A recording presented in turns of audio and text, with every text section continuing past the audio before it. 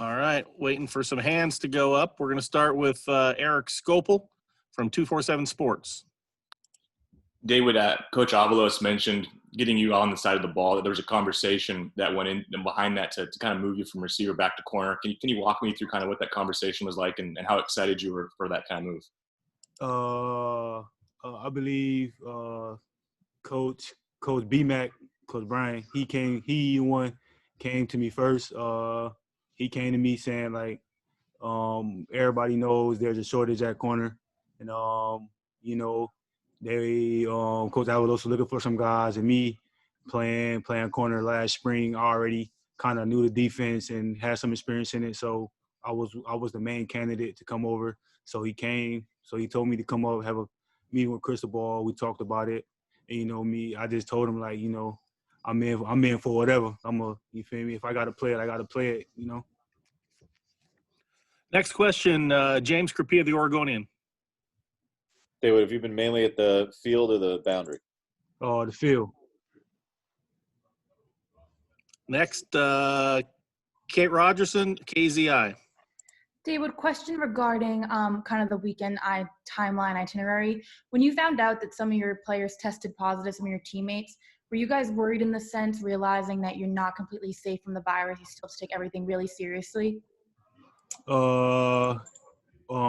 Technically, I feel like everyone had like kind of the same mindset. Like here at Oregon, we got the best protocols, and I believe everybody here follows the protocols because everybody here has one goal in mind, and that's to go win the national championship. So when everybody heard it, we was kind of like shocked and suppressed, But I think everybody believed that that something couldn't been right. So we just took it like one day at a time, you feel me, knowing that Coach Cristobal has our safety as his number one priority.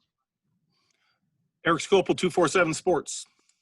David, I don't know how much you pay attention to this sort of thing, but every person we've asked about you this fall has just kind of really appraised you as a great team guy, as somebody that puts the team first. How do you receive that kind of information, and does it kind of, I guess, make you bring a smile to your face knowing how much your teammates and coaches kind of respect who you are and kind of who you've developed into? Yeah, of course, man. Coming down my first year from Florida, came far away from home. I just wanted to come here and be the best player I can be, And through this long 4-year journey, it did bring some joy to my heart seeing all my teammates and coaches praise me like that. But coming from where I'm from, you feel me? That's just the person I was built to be by my parents. You feel me? By coaches and everybody that was in my corner until I got to this point. So yeah, like I was low key. I was still low key happy. Like a kid at the candy store when you get that candy bar. Like, you feel me? It was cool. Next question, Ryan Thorburn, the Register Guard. Daewood, you mentioned coming all the way from Florida, and obviously that was to play for Willie Taggart. You've been through a lot throughout your career, switching sides and everything. What is it about Oregon that you wanted to stick this out and not enter the transfer portal or anything like that?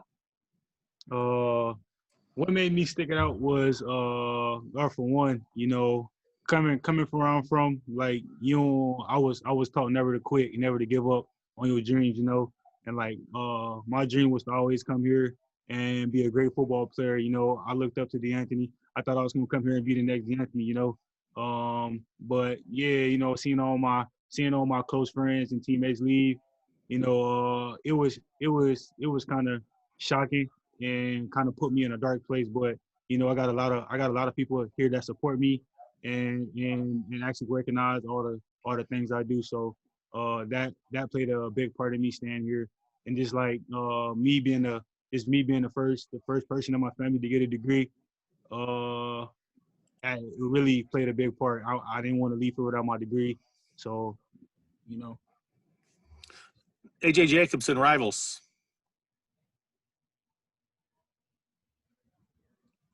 You're muted, AJ. You got to unmute yourself. I got it here. Daewood, your loyalty to the program has been amazing. Obviously, you've stuck it out. You came from Florida, like everyone was just alluding to there. And one of the things you've done was change positions. And now you're at wide receiver and you're well within the depths, are going to get playing time this year. What do you think the different positions you've played here at Oregon has taught you and made you better at wide receiver? Playing,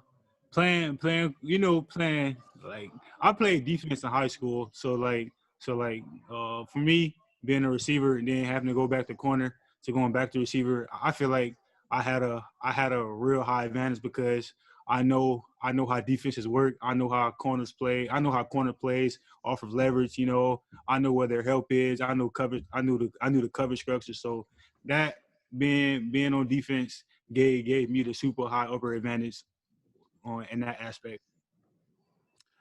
Eric Skopel, 247 Sports.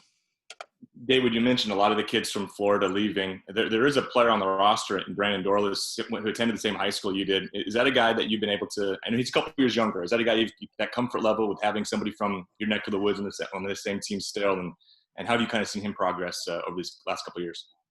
Yeah. The funny part, I'm the reason why Brandon got here, because on his visit, I talked to his parents. I told him it was a great place, to get a degree, and the atmosphere was great. I've been knew he was a baller, but this fall camp, to me, it really shows how good of a player he is.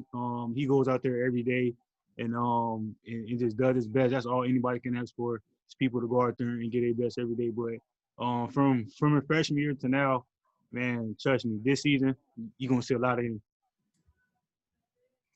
AJ Jacobson, Rivals. We've seen a bit of Tyler Shuck here of the fans and the media, but what we haven't seen much of is Anthony Brown. Talk about Anthony Brown, what you've seen from him in camp, and what he brings to this program. Anthony, he's a very, very good guy.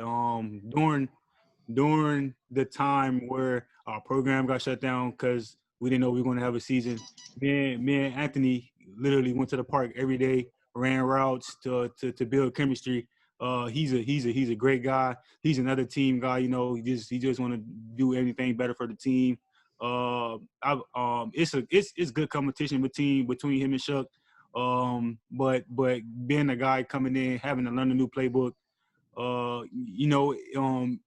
it's always gonna be like a little step behind because T Shook already done had 4 spring practices with the playbook, so he already had it kind of familiar. But as time goes, I believe that his role is gonna grow because him and T Shook's role is gonna grow because both of them can throw the ball and run, and that's gonna be a big part of our team this year. So. Time for one more question. James Crapia, the Oregonian. Who all else is over at field corner with you, David, besides you and Mike Hale? Is Quez or Dante? Who's over there with you? It's me, Mike Hale, and Jordan a Demi John. All right, David. Appreciate it. Appreciate your time. Thank you.